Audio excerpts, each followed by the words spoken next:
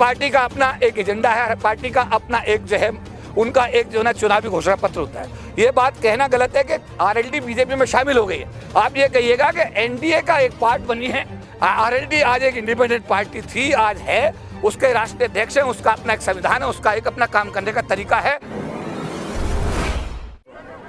बाबा साहब के मिशन को और बाबा साहब अम्बेडकर के बनाए हुए संविधान को किस तरीके से भारत का उसका जो लाभ है भारत के अंतिम व्यक्ति तक कैसे पहुंचे, इसमें समाज के लोगों को उनसे ताकत लेने के लिए और ताकत देने के लिए, उनको उनसे ज्ञान लेने के लिए और उनको अपनी नॉलेज बांटने के लिए, उनकी भागीदारी सुनिश्चित कराने के लिए आज इस सभा का आयोजन किया गया है। सर जानना ये था जैसे खास करके आपने यही इलाका क्यों चुना?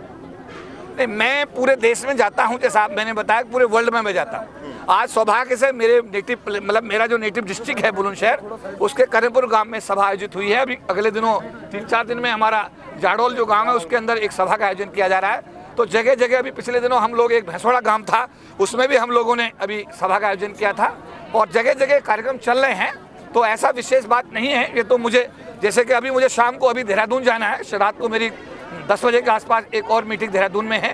तो ये मेरी एक्टिविटी का हिस्सा है और इसको मैं बाबा साहब अम्बेडकर के आशीर्वाद से अपनी पूरी क्षमता के साथ में इसका क्रियान्वयन करने का हर संभव प्रयास करता हूँ। एक सवाल और ये है कि जिस तरह से संविधान को लेकर अक्सर दिल्ली या बड़े शहरों में ही जागरूकता अभियान चलाए जाते हैं, बड़ी देर ने कर दी आप लोगों ने गाँव तक आते आते। देखिए, जो आप कह रहे हैं कि बहुत देर कर दी गाँव तक आते आते, मैं इसका जवाब ये देता हूँ कि मैं गाँव का रहने वाला हूँ, गांव में पैदा हुआ, गांव में पला पढ़ा, वहीं से शिक्षा हुई और उसके बाद में जो जिम्मेदारी मुझे दी गई है उनके निर्वहन का मैंने 100% मैंने उसका क्रियान्वयन किया है। और अब जो अभी आपने कहा कि गांव में ये देरी नहीं हुई है, ये आप इसे देरी मत मानिए। मैं तो ये कहूँगा कि मैं गांव में आता रहा हूँ, गांव से जुड़ा रहा हूँ और आगे भी ये जो कार्यक्रम है ये भविष्य में इसी प्रकार और भी तेजी के साथ किए जाएंगे। चुनाव आ गया है, लोकसभा चुनाव, राजनीतिक में आना क्या जरूरी है, मतलब संविधान बचाने के लिए? जी, राजनीतिक में आना जरूरी है क्या संविधान बचाने के लिए? जो अभी आप राजनीतिक आपने एक पहलू बताया आरएलडी का। देखिए, इसमें मान्यवर काशीराम जी की अगर एक हम यहाँ कथन को कोट करते हैं कि राजनीति सत्ता की कुंजी है। अगर बहन मायावती जी उत्तर प्रदेश की अगर नहीं मुख्यमंत्री बनती तो जिस तरीके से मिशन बाबा साहब के मिशन को उन्होंने लागू किया, अम्बेडकर पार्क नोएडा में बनाए, लखनऊ में बनाए, जिस तरीके से उन्होंने महापुरुषों के नाम पे जिले बनाए, गौतम बुद्ध विश्वविद्यालय बनाया, उन्होंने इतने बड़े बड़े काम किए, वो तभी संभव हुआ जब वो राजनीति में आई, राजनीति की जो कुंजी थी, सत्ता थी, उनके हाथ में आई। तो मुझे लगता है कि समाज के चहुमुखी विकास को सुनिश्चित करने के लिए सत्ता का होना बहुत जरूरी है और उसका रास्ता राजनीति से होकर जाता है। सत्ता की आप बात कर रहे हैं, सत्ता की बात कर रहे हैं। आरएलडी ने बीजेपी को सपोर्ट किया है और बीजेपी संविधान को हटाने की बात कर रहे हैं और आप जागरूकता फैला रहे हैं संविधान के प्रति, ऐसा क्यों? देखिए, जो अभी आपने कहा कि बीजेपी की जो भूमिका है वो बीजेपी तय करेगी, राष्ट्रीय लोकदल की भूमिका राष्ट्रीय लोकदल तय करेगा। मैं एक समाज का कार्यकर्ता होने के नाते जब सरकार की नौकरी में था, मुझ पर बहुत सारी बंदिशें थीं, उसके बावजूद भी मुझे डॉक्टर अम्बेडकर का मतलब यह है कि जय जयकार करने के लिए 10 महीने का सस्पेंशन झेलना पड़ा।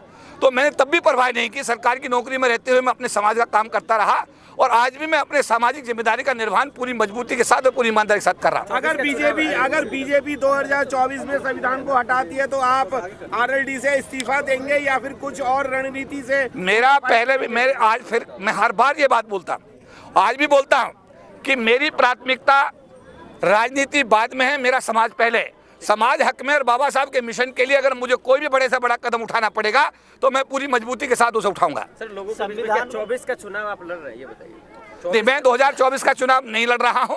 मेरी पार्टी को 2 सीटें मिली हैं जिसमें बिजनौर और एक बागपत है, दोनों में प्रत्याशी घोषित कर दिए गए हैं। एक में सागवान जी हैं और एक में हमारे जो विधायक हैं उनको दे दिया गया है। हमारी पार्टी को जो सीटें मिली हैं केवल 2 हैं, उसमें कोई आरक्षित सीट नहीं थी, इसलिए इस बार का चुनाव जो लोकसभा का लड़ना था उसमें कोई व्यवस्था नहीं चुनाव लड़ने की। आपकी पार्टी का मुद्दे क्या है सर? इस बार पार्टी के मुद्दे क्या है जी? आपके पार्टी के मुद्दे क्या है? पार्टी के मुद्दे देखिए, पार्टी के मुद्दे तो पार्टी ही डिसाइड करेगी, लेकिन मैं ये कहता हूँ कि मेरा जो मिशन है, मेरा जो मुद्दा है, मेरे समाज के हर व्यक्ति के साथ न्याय हो। बाबा साहब अम्बेडकर का जो मिशन है वो हमेशा दिन दूनी चौगुनी उन्नति करे, इसके लिए मैं सरकार की नौकरी में रहते हुए प्रयत्नशील था और आज मैं राजनीति में रहकर भी उसके लिए प्रयत्नशील रहूंगा। 2025 में जो पार्टी माना जाता था, लेकिन लगातार अब वो जैसे बीजेपी में शामिल हो गए हैं, तो क्या किसानों की आवाज को दबाया जा रहा है? किसान लगातार दिल्ली में आने की कोशिश कर रहे हैं। देखिए, 2 बातें।